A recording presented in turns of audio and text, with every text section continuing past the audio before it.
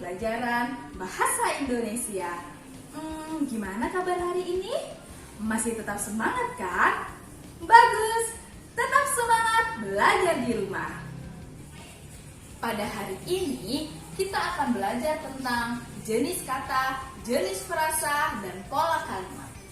Adapun tujuan pembelajaran kita pada hari ini, kita akan menganalisis tentang jenis kata, jenis frasa, dan pola kalimat. Bagaimana adik-adik? Sudah siap belajar? Kalau sudah, ayo kita belajar. Adik-adik, jenis kata terdiri atas 5 macam. Begitu pula dengan jenis verba terdiri atas 5 macam. Yang pertama, jenis kata nominal atau disebut juga dengan jenis kata atau frasa benda. Yang kedua adalah verba yang disebut juga dengan jenis kata atau frasa kerja. Yang ketiga, adjektiva yang disebut juga dengan jenis kata atau frasa sifat. Yang keempat ada adverbia yang disebut juga dengan jenis kata atau frasa keterangan. Dan yang kelima ada numeral, yaitu jenis kata atau frasa bilangan. Dari kelima jenis kata atau frasa ini, dia bisa menentukan pada pola kalimat. Sebelum kita masuk ke pola kalimat, terlebih dahulu kita akan membahas apa itu frasa. Adik-adik sudah tahu apa itu frasa? Bagus, yang sudah tahu kalian luar biasa. Oke, kita bahas ya, bahwa frasa adalah kumpulan kata. Berarti ketika dikatakan kumpulan kata, itu harus minimal 2 kata, ya. Kumpulan kata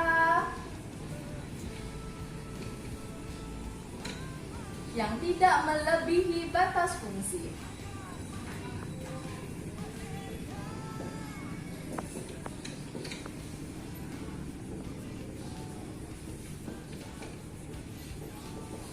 Oke, jadi frasa itu adalah kumpulan kata yang tidak melebihi batas fungsi. Fungsi di sini berupa fungsi atau unsur kalimat. Apa saja fungsi dan unsur kalimat? Terdiri atas subjek, predikat, objek atau pelengkap, dan keterangan. Berarti frasa itu adalah gabungan kata yang fungsinya hanya sebagai subjek, gabungan kata yang fungsinya hanya sebagai predikat, gabungan kata yang fungsinya sebagai objek atau pelengkap, dan gabungan kata yang fungsinya hanya sebagai keterangan. Ya, jadi tidak boleh gabungan kata tapi dia fungsinya sebagai subjek dan predikat. Itu bukan frasa. Nah, untuk lebih jelasnya lagi, bahwa unsur atau fungsi kalimat di sini itu bisa menentukan pada jenis kata atau frasa.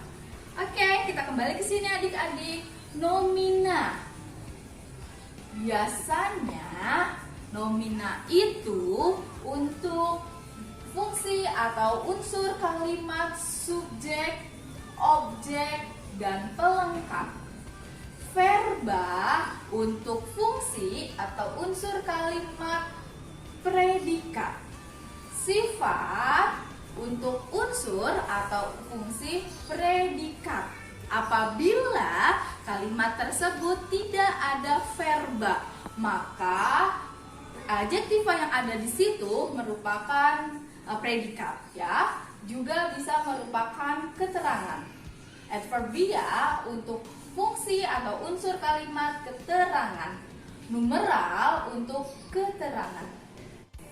Baik adik-adik, untuk makin memperjelasnya, kita sekarang masuk ke dalam contoh kalimat.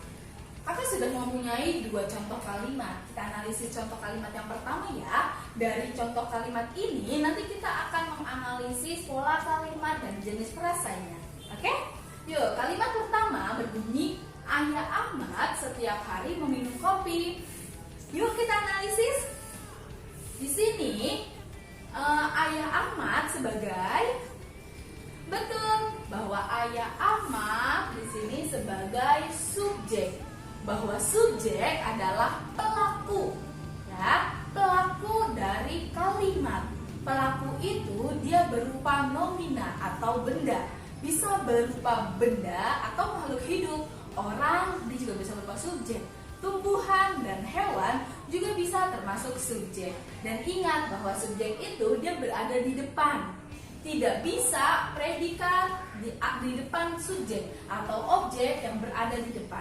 Yang bisa mendahului subjek itu hanya keterangan. Karena keterangan dia sifatnya mobile, ya. Keterangan itu dia bisa di depan, bisa di tengah, bisa di akhir. Misalnya, setiap hari saya makan, keterangannya berada di awal. Saya setiap hari makan, keterangannya berada di tengah. Atau saya makan setiap hari, keterangannya berada di belakang. Betul sekali ya. Tapi selain keterangan, maka yang di depan itu adalah subjek. Oke? Terus, setiap hari dia termasuk predikat? Tidak. Apa? Betul. Setiap hari di sini adalah keterangan. Keterangan apa? Hari, waktu. Tepat sekali. Si Ayah Ahmad ini sedang melakukan apa? Meminum. Meminum adalah predikat. Bahwa predikat adalah perbuatan dari subjek. Subjeknya sedang apa? Subjeknya melakukan apa? Nah, perbuatan tersebut disebut dengan predikat. Oke, terakhir kopi sebagai, betul sekali, kopi sebagai objek. Kopi sebagai objek. Objek merupakan sasaran dari predikat. Meminum apa? Meminum kopi. Maka sasarannya itu adalah objek. Memasak apa? Memasak kue. Maka kue adalah objek. Oke? Betul sekali, pintar kalian semua.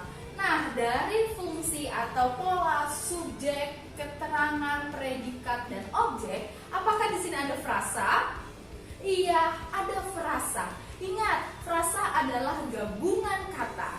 Berarti yang minimal itu ada 2 kata, tapi tidak boleh melebihi batas fungsi. Hanya sebagai subjek saja, tapi minimal 2 kata. Hanya sebagai predikat saja, tapi minimal 2 kata sampai dengan keterangan ya. Di sini ada 2 kata pada unsur, iya, pada unsur subjek dan unsur keterangan. Subjek di sini ada 2 kata. Berarti subjek di sini adalah frasa. Frasa apa? Kita lihat lagi di sini. Subjek dia adalah frasa nomina. Ya, sama keterangan pun ada 2 kata. Berarti ini adalah frasa. Kita lihat lagi. Keterangan dia bisa berupa adjektiva, adverbia, dan numeral. Tapi kalau adjektiva dia sifat. Sedangkan kalau numeral dia adalah bilangan atau angka. Berarti di sini keterangan hari atau waktu masuk ke dalam keterangan yang ini, adverbia. Meminum dia hanya 1 kata. Berarti frasa? Bukan. Ya, dia bukan frasa. Ya, kopi pun dia hanya 1 kata. Berarti bukan frasa. Maka polanya yang didapat adalah subjek, keterangan, predikat, dan objek.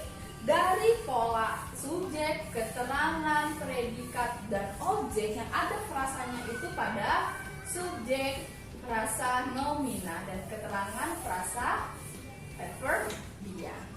Bagaimana adik-adik? Masih belum paham? Oke, tidak apa-apa. Sekarang kita bahas ke contoh soal yang kedua. Contoh kalimat yang kedua, di sini ada negara Indonesia sedang mengalami bencana COVID-19. Yuk kita analisis. Apakah ada keterangan di depan? Tidak ada. Yang mana subjeknya? Yang mana pelakunya? Iya, negara Indonesia. Ini adalah subjek. Negara Indonesia sedang apa? Sedang mengalami. Ini adalah predikat. Mengalami apa? Mengalami bencana COVID-19. Ini adalah objek. Ada frasa? Iya. Dia negara, subjek berupa negara Indonesia 2 kata. Predikat berupa sedang mengalami juga 2 kata. Dan objek bencana COVID-19 juga 2 kata. Artinya semuanya ini adalah frasa. Yuk tinggal kita tentukan. Subjek berarti frasa nomina. Predikat berarti frasa verba. Dan objek berarti frasa nomina juga. Ya, pintar kalian adik-adik. Berarti pola yang didapatkan adalah subjek, predikat, dan objek. Dari subjek, predikat, dan objek ini semuanya merupakan frasa.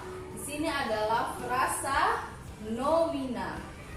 Di sini adalah frasa verba. Dan di sini adalah frasa nomina juga. Oke? Ini adalah pola yang dihasilkan. Ini adalah pola yang dihasilkan. Bagaimana adik-adik? Sudah cukup paham? Oke, kita akan masuk ke contoh yang terakhir. Contoh kalimat ketiga, nanti akan lebih sulit ya. Kita akan masuk contoh kalimat ketiga. Kita masuk ke contoh kalimat yang ketiga ya adik-adik. Di sini ada contoh kalimat. Saat ini angka kasus COVID-19 di dunia terus menurun. Yuk kita analisis seperti yang tadi. Oke, dimulai dari saat ini. Apakah fungsi atau unsur pada kata-kata frasa saat ini? Ya, betul. Ini adalah subjek. Bukan apa? Keterangan. Tepat sekali ya. Ini adalah keterangan. Keterangan apa? Saat. Keterangan waktu. Subjeknya yang mana? Angka kasus COVID-19 di sini adalah subjek. Di dunia. Iya, keterangan tempat. Betul sekali. Predikatnya terus menurun. Di sini adalah predikat. Nah, saat ini dia frasa apa adik-adik? Ya, frasa adverbia. Subjek, frasa nomina. Keterangan tempat, frasa adverbia. Dan predikat, iya, frasa verba.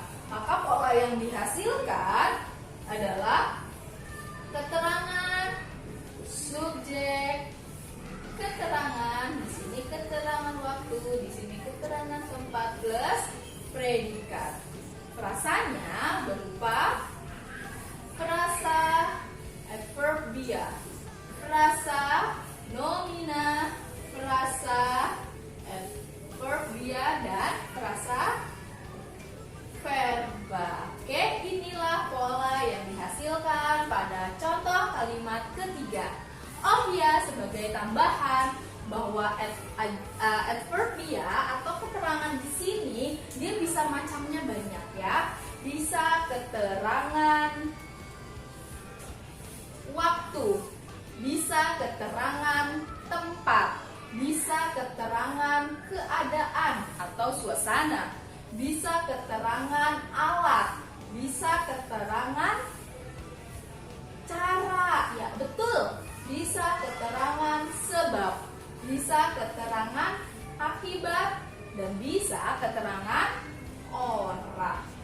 Nah, untuk lebih jelasnya mengenai keterangan sebab dan akibat, nanti akan kakak bahas di video selanjutnya yang akan membahas pada kalimat kompleks atau kalimat majemuk.